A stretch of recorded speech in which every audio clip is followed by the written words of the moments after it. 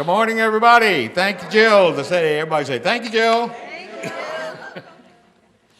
I want to welcome you to the second service. Reverend Mary Jo with wonderful first service, so get the CD and take it home for the lesson. I want to share with you that we have an opportunity every day of our life to allow ourselves the experience of our topic this morning, and that is get real. Get real in relationship to your health, get real in relationship to your finances, get real in relationship to your success, to your happiness. You see, the challenge you and I have is to recognize that maybe the great, the good, and the wise are right, that it is done unto who? Point to it. Me. How? As I believe. I found this wonderful quote by Dr. Ernest Holmes. This is from 1930. All of you have a handout, but we're on YouTube, so I will share it with you. The purpose of religion should be to consciously reunite the apparent parts, to unify ourselves with spirit. We must realize our unity with good before we can experience good. In everything, we should attempt to think from this unity. Everybody say, think from this unity. Now, how many know thinking about unity and thinking from unity are two different kind of experiences? See, thinking from possibility or thinking about possibility are two different things. Our challenge is to think from unlimited possibility, from unity, which means we're thinking from the infinite, and the infinite is where? Everywhere at once. It is all power, everything it is, and all of it's ready to back up your next idea. So should you not think about what your next idea is, that what you're going to believe? Look at what he continues to say here. We should feel that back of it, in and through, there is an ever-present intelligence working for us. Let us think. The mind of spirit is my mind. Say it. The mind of spirit is my mind. See? If you know the mind of spirit is your mind, how could you say I am and put something limited after it? How could you say I am and put something negative after it or something unhappy after it? He continues, I think God's thoughts. Say it with me. I think God's thoughts. I am one with the infinite mind. Continue. Let's say it together. I am open and receptive to its guidance and leading. I am directed by it. I am governed by it. It is all that I am. There is no me without it. See, you got it? Anybody ask? Back in the 60s, we used to have a song. We said, anybody ask you who I am? Tell them I'm a child of God.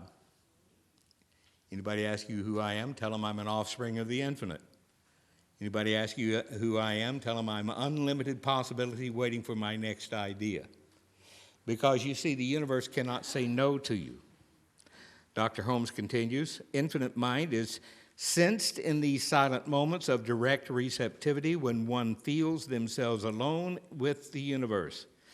These are moments of inspiration, and they might become moments of power if one would direct their inspiration into channels of conscious purposefulness.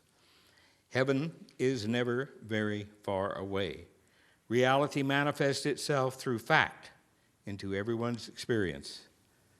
Everyone say with me, act as though I am, and I will be. Act as though I am. How are you acting? When you say I am, what follows it? I love this quote by Ralph Waldo Emerson. In fact, I think there's a jewelry store somewhere using this quote as their advertising. Love of beauty is taste, the creation of beauty is art. Ralph Waldo Emerson. How many love beauty? Okay. How many create beauty? Our wonderful singer this morning. See, that's the art, okay? The art of anything that you're doing. What is your art? See? What are we teaching when you come here? Are we not teaching you the art of thinking? The art of being? You see, your consciousness is what?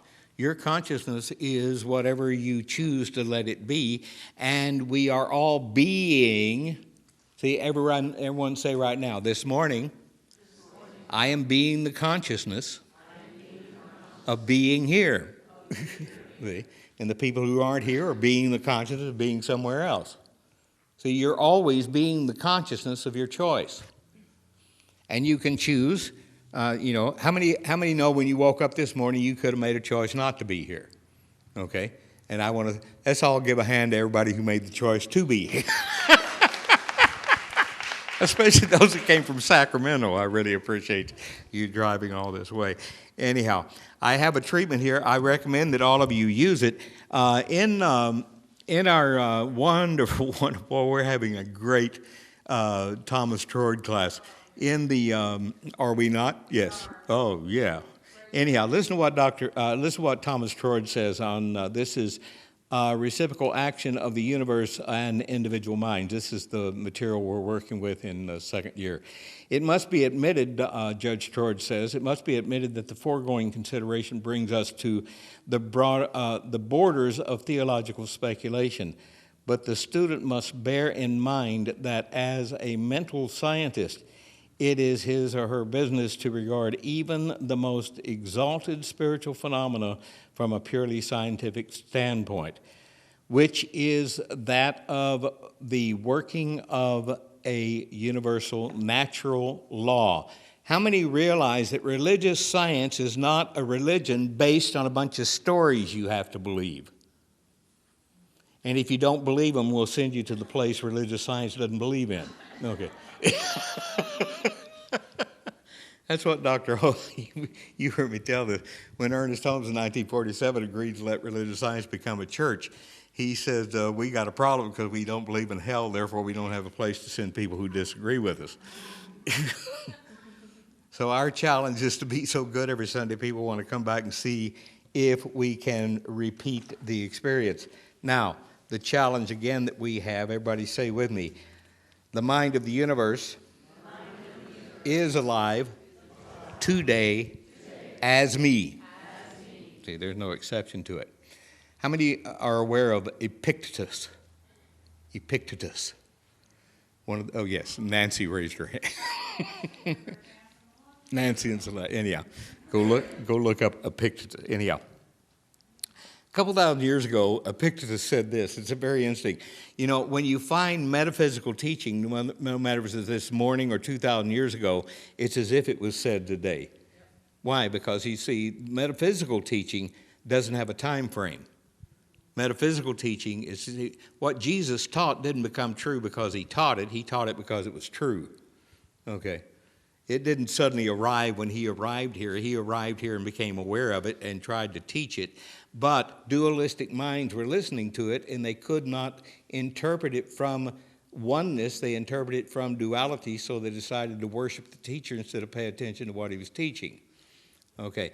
Now, the New Thought people came along over the centuries, and over again, the clarity of New Thought has always been the awareness of oneness and critical thinking from that awareness, not about it, but from it.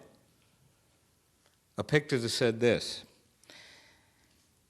as bad, tragic actors cannot sing alone, but in company with the many, so some persons cannot walk about alone. Man, if you are anything, both walk alone and talk to yourself, and do not hide yourself from in the chorus. Examine a little at least. Look around, stir yourself up, that you may know who you are.